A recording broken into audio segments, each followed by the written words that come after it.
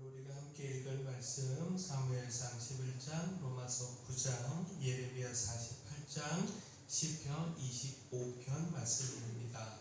오늘 말씀으로 나눌 주제는 주를 바라는 자들입니다. 주를 거부하는 것이 아니라 바라며 의지해야 한다라는 겁니다.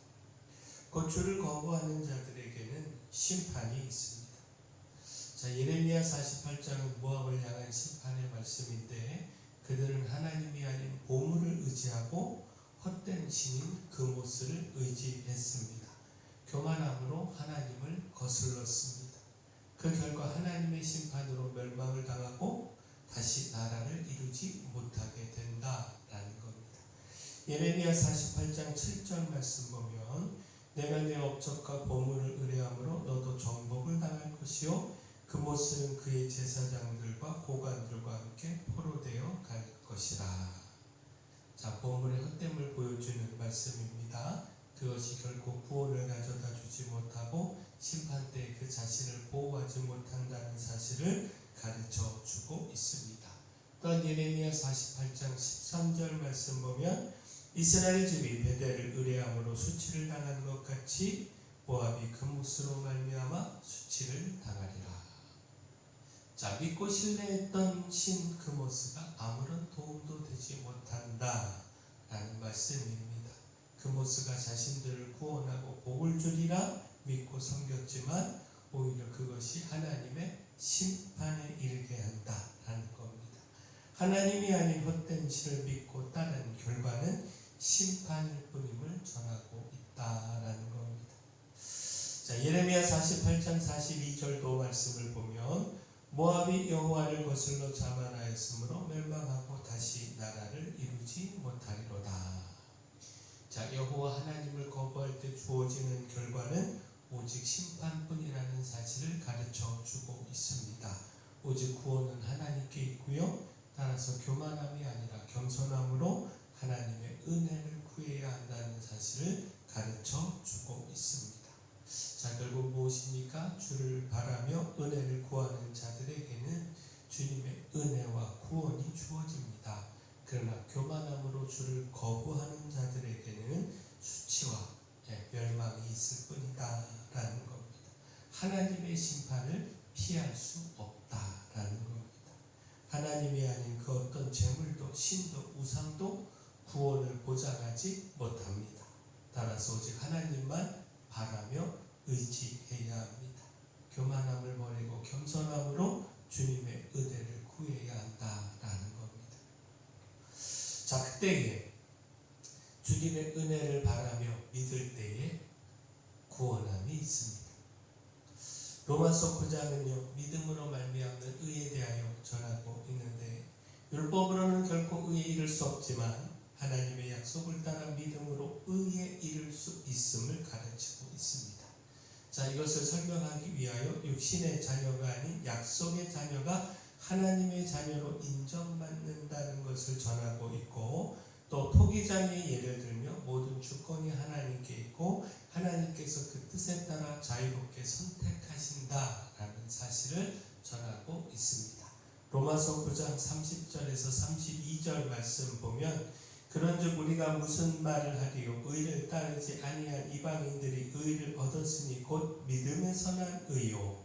의의 법을 따라간 이스라엘은 율법에 이르지 못하였으니 어찌 그러하냐? 이는 그들이 믿음을 의지하지 않고 행위를 의지함이라 부딪힐 돌에 부딪혔느니라. 자, 이방인과 이스라엘을 비교하고 있는데, 율법의 의가 아닌 믿음의 의로 이방인들은 의, 곧 구원을 얻었지만 이스라엘은 율법의 의, 곧 행위로 의롭게 되고자 추구하다가 구원에 이르지 못했다라는 사실을 전하고 있습니다. 결국 무엇입니까? 연약하고 모자라지만 주를 바라며 믿는 자들은 주의 은혜를 통한 구원에 이르게 됩니다. 그 행위를 통해서 완전함을 추구하고 율법의 의를 따르는 것으로는 결코 그 어떤 사람도 구원에 이를 수 없습니다. 따라서 오직 주님께 소망을 두고 은혜를 구하며 믿음을 가져야 합니다. 자, 또한 주를 바라며 경외하는 자들에게는 축복이 있습니다. 시편 25편은 하나님의 용서와 인도를 구하는 다윗의 기도인데, 이 기도에서 다윗은 하나님을 경외하는 자에게 주어지는 은혜와 복에 대하여 전하고 있습니다. 곧 여호와를 바라며 경외하는 자는 수치를 당하지 않으며 하나님께서 그 길을 가르쳐 인도하시고 평안과 기업과 자녀의 축복을 주신다라는 겁니다. 주님의 친밀함의 사랑이 주어져서 주님과 깊은 사랑의 교제를 나누게 되고 하나님께서 그 언약을 보이신다라는 겁니다. 곧 그 언약의 진실함을 확인해 주신다라는 겁니다. 시편 25편 3절 말씀 보면 주를 바라는 자들은 수치를 당하지 아니하려니와 까닭 없이 속이는 자들은 수치를 당하리이다. 또한 12절부터 14절까지 말씀 보면 여호와를 경외하는 자 누구냐? 그가 택할 길을 그에게 가르치시리로다. 그의 영혼은 평안히 살고 그의 자손은 땅을 상속하리로다. 여호와의 친밀하심이 그를 경외하는 자들에게 있으며 그의 언약을 그들에게 보이시리로다. 자, 바라기를 우리가 주님을 바라고 경외함으로 주님의 놀라운 축복, 풍성히 누리기를 소원합니다. 자, 또한 주를 바라며 경외하는 자들에게 승리가 있습니다. 앞서 읽은 사무엘상 11장은 사울이 암몬 사람들을 물리친 말씀입니다. 곧 암몬이 길르앗 야베스를 공격하고자 진을 쳤고 길르앗 야베스의 다급함의 소식을 들은 사울이 하나님의 영에 감동되어 군사들을 모았습니다. 자, 사무엘상 11장 6절 7절 말씀 다시 보시면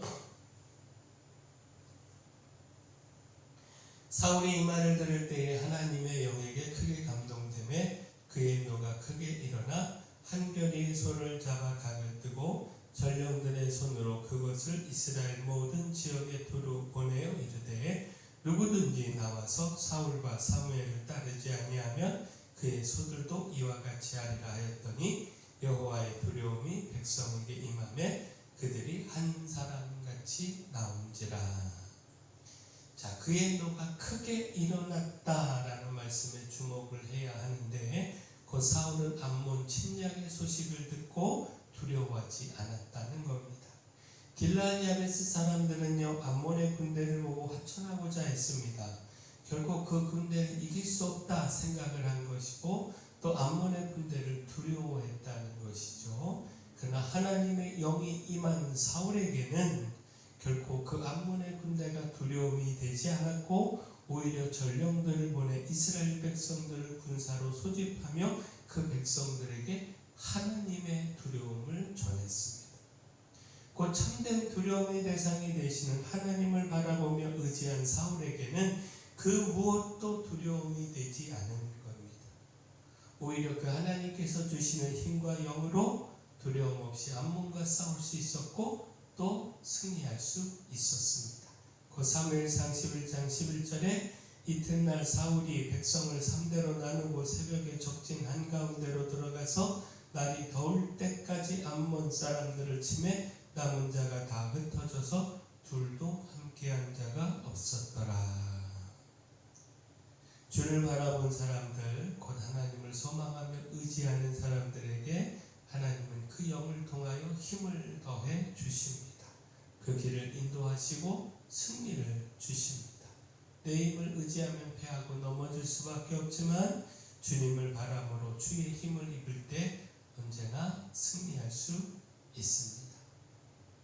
주를 거부한 자들에게는 심판이 있지만 주를 바라고 믿고 경외하며 힘있는 자들에게는 구원과 축복과 승리가 있습니다. 바라는 우리가 주를 바람으로 믿고 경외하며 힘입음으로 구원과 축복과 승리 풍성히 누리기를 소원합니다. 사랑의 주 하나님, 주님의 힘을 입어서 모든 대적들을 물리치고 승리하며 축복을 누리기를 소망합니다.